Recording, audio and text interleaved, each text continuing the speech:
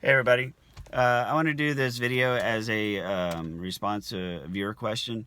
How to handle a family situation where you have a narcissist in your family, they're your mother or father, and all of your siblings and everybody else kind of sort of seems to be on their side all the time. They tell you that you need to just let it go and move on. Just let it go. Like, why can't you just let it go?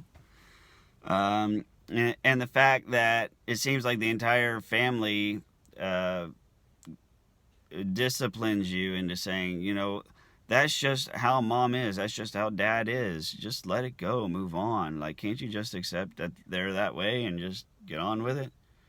You know? And it seems as if the narcissist knows this and that it further enables them to just increasingly abuse you and pick on you.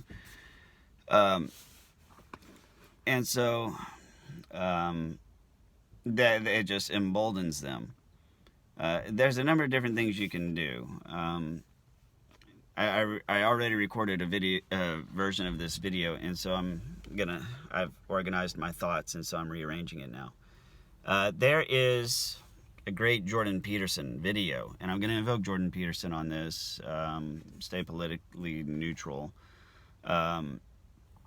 He gives an excellent advice video on when do you know that you should cut people out of your life. It's an excellent video. I'll see if I can find a link. If I have not put a link in the description, please somebody just comment and say, hey, fucktard, put the link down there, and I'll reply, oh, sorry, here you go. So yeah, somebody remind me if I forget. In this video, he talks about you have to evaluate whether or not these people have your best interest in mind. Because by default, your parents should always have your best interest in mind, period. Normal parents put themselves on the line because, as a parent myself, I can tell you this. My biggest fear is becoming a burden on my kids. I would rather die early and have a nice life, a nice life insurance settlement to set up a trust fund for them. I would much rather that be the case than for me to live to be 90 or 100 and to be a burden on them. So, and most parents, most altruistic parents, most neurotypical parents, I believe, have that same attitude where death is preferable to burdenhood on your kids. But in the world of narcissism and borderline, that's not necessarily the case. You have parents who are perpetual victims. My children just treat me just so badly. Like this is my grandmother that I'm referring to here. My mother had Alzheimer's, right? So my grandmother, my mom, her daughter, right? And I'm the grandchild. And when my mother had Alzheimer's, my grandmother would always say, well, I went to go visit your mama today. Now, I know your mama's sick, but she was so mean to me, John. You just have no idea just all the mean things she was saying to me. And I was like, well, mom has Alzheimer's. She knows she has Alzheimer's. You know what she's doing? She's finally just venting all of her resentment. And I can't say that to my grandmother because I know what's up, but I knew what was going on with my mom. My mom was Alzheimer's, or my mom had Alzheimer's, but that didn't make her. That it didn't affect her behavior any. It affected her vocabulary and her word choice. So, but I mean, I kind of sort of knew what was going on there. Anyways, back to Jordan Peterson and when you know to cut people out of your life. There is a very important concept called conscientiousness, and this is what conscientiousness is your how integrated other people are into your base state of consciousness, your base awareness. Empaths, for example, tend to be conscientious because you can feel what other people feel. You can see things from their perspective. These are people pleasers, and for the record, being a people pleaser is a toxic psychology for yourself. I can go into that in another video. I've done videos on it before, but God knows my library is so freaking long. Have fun scrolling through it. But conscientiousness is your ability to constantly think about others and consider others within your normal input processing procedures. I'll give a good example briefly, because I rambled way too long in my last video. My son has these favorite toys called Bakugans. It's basically like Pokemon. If Pokemon and Transformers had a baby, Bakugans would be that baby. It's a card game just like the Pokemon card trading game, except it's got little Transformer robots that they also use and fight with. And so my son's going to summer camp this week. So at the beginning of the week, when I took him to summer camp, my son, he's very, very low in conscientiousness. He never really, he doesn't, he always has misunderstandings with kids on the playground every time we go. He just never is considerate of other kids' feelings. Not that there's any malice there, but he just doesn't know how to think about others. So whenever I dropped him off at camp, I went home and I took his most beloved toys and I let his little sisters, who are ages 3 and 4, play with his toys. He's 10. And, I let them play with the Bakugans and all of his favorite action figures. And I just gave them the whole collection. It was like, here, girls, go nuts. And so that afternoon, whenever I picked him up, I was like, hey, how was camp? Because he's doing Minecraft camp. He loves programming, loves Minecraft. He's obsessed with it. And he told me all about camp, and he goes, how was your day? I said, good. Me and the girls had a lot of fun playing with your Bakugans. And he's like, oh, okay. And then after a minute, he goes, wait, was that sarcasm or are you serious? I was like, no, I'm serious. I let them play with your Bakugans today because they're really cool. They had a lot of fun, too, and they really enjoyed it. Like, you should have seen them. They were having a blast. And he's like, oh, well, that's good. And then he just went complete radio silence, talking about anything Minecraft or about anything with with camp. And so after a minute, I asked him, I was like, why are you so quiet? And he's like, well, I'm worried about, whether my Bakugans are lost or broken. And I said, well, you see here, son, I said, I did this for you because I've been trying to tell you for this whole summer visit. I've been working with you on things like conscientiousness and, overall awareness of other kids and their feelings and emotions. Now, this is what I want to point out to you. The fact that I told you that I had a lot of fun with your sisters and your sisters had a really good time because of what you were able to provide for them. I did it without asking, but your sisters had a lot of fun. They did respect your toys. I've even told you that they respected your toys, that nothing was broken, nothing was lost. I told you this. And even though I've told you that everything was taken care of, nothing was broken, you're still sitting there and all you're worried about are your toys. It doesn't matter to you. Your sisters don't matter. And the fact that they had a lot of fun doesn't matter. Now, I said, I've done this on purpose because I wanted to create an emotional experience for you and an emotional reference point.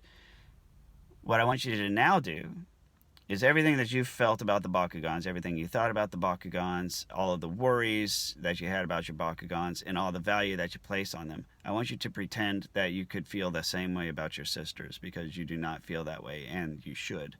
Because at the end of the day, toys are just lumps of plastic. There's lumps of plastic with cool colors and cool, awesome shapes.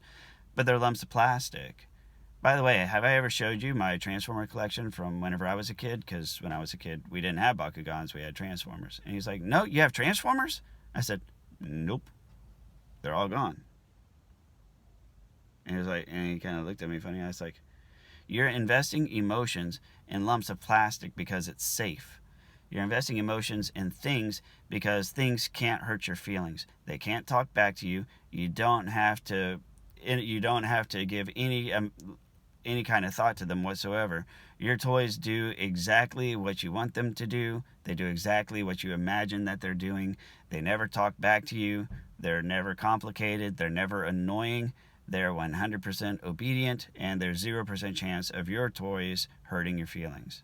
Now, the thing about it is, and this is what I tell him, because he's a brainiac, kind of sort of like I am. He's very imaginative, spends a lot of time in his head.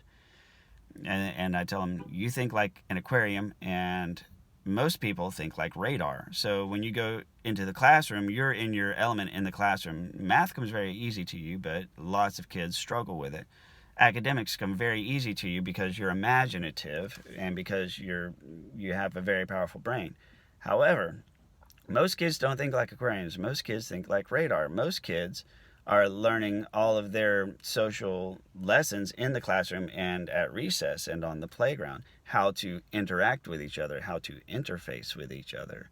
And you're at a natural disadvantage because you're so much more thinking it within your head and living within your head that you are not learning these things, and you cannot get through life.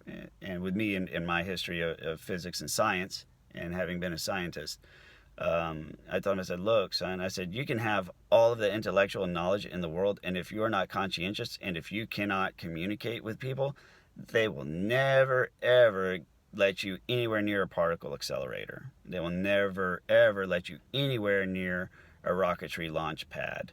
They will never put any red button of significance near you with any level of trust because you're not conscientious of others and your impact on others. Now, and this is going on 12 minutes now in the video. So the point I want to make about all of this and the family dynamic, when you have a matriarch or a patriarch and the rest of the family is aligned with them,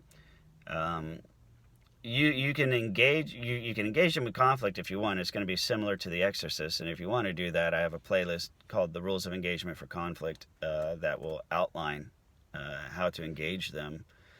But on the other hand, and in getting back to Jordan Peterson, the question you need to ask yourself is, do these people have my best interests in mind? Are these people conscientious of me? Or do they... You know, how tied to my success are they? Like, because normal parents will grind and will be involved in the success of their kids. Most family members will step up and help each other, right? And even disordered families, or dysfunctional as we call them, even dysfunctional families will all lock arms at when an external threat comes along. You know, we may have our drama, but you know, we stick together. Nobody messes with my brother. That kind of thing. But it should just be that way, anyways. It shouldn't just be a response to an external threat, because that's more along the lines of protecting supply than trying to ensure each other's success.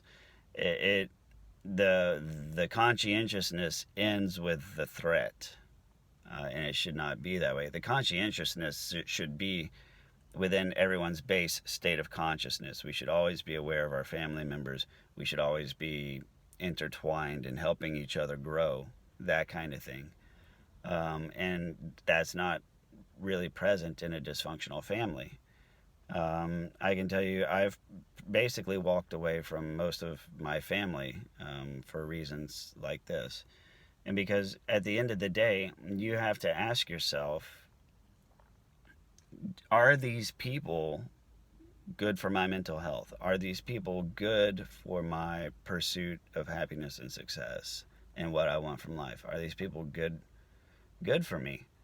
And in the Jordan Peterson video, you know, he says it can be hard to walk away from family, but it can be hard to constantly sacrifice for family, especially if they expect you to just get over it and move on, because that forces you to suppress your emotions and suppress negativity, and it forces you to delay dealing with it.